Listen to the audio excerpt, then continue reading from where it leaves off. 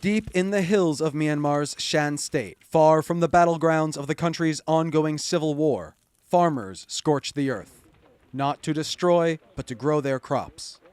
Shifting cultivation, also known as slash and burn agriculture, is an entrenched practice here, passed down through generations. We've been depending on farming for our livelihood since the time of our ancestors. This is the only work we have because there are no other jobs and opportunities in our region. That's why we continue with shifting cultivation each year. It's the only way we survive through this traditional cultivation. The practice works like this. Farmers cut down the trees and vegetation on the land they wish to cultivate. After the winter season dries out the fallen plant matter, they put the torch to it. The burn creates a richly fertile area for planting crops. Shifting cultivation has come under heavy scrutiny from governments and environmental groups in recent years, but farmers say they do it responsibly.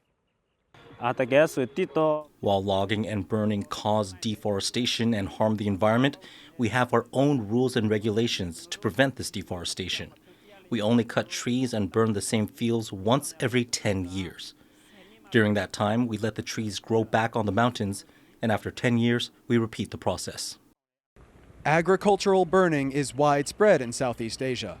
Visitors to tourism hotspot Chiang Mai across the border in Thailand, about 200 kilometers away from Shan State, learn to avoid the late winter burning season when the air is thick with smoke. Doctors like Rungsrit Ganjanavanit say it's a public health concern in Thailand's second largest city. The effects on the population is very high.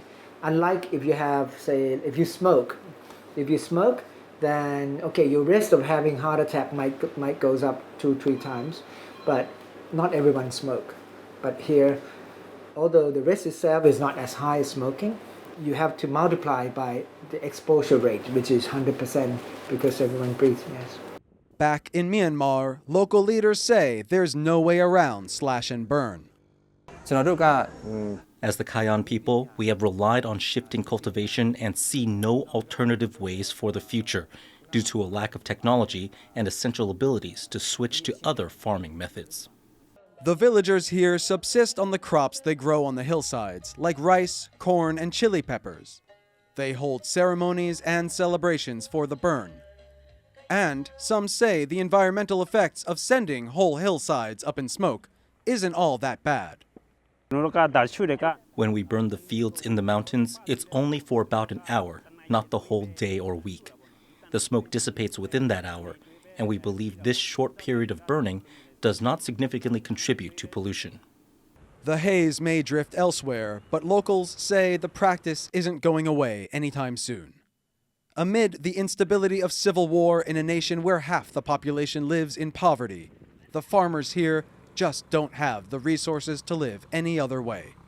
And so, environmental cautions, like smoke from the fields, are thrown to the wind. Hsueh and Jonathan Kaplan for TaiwanPlus.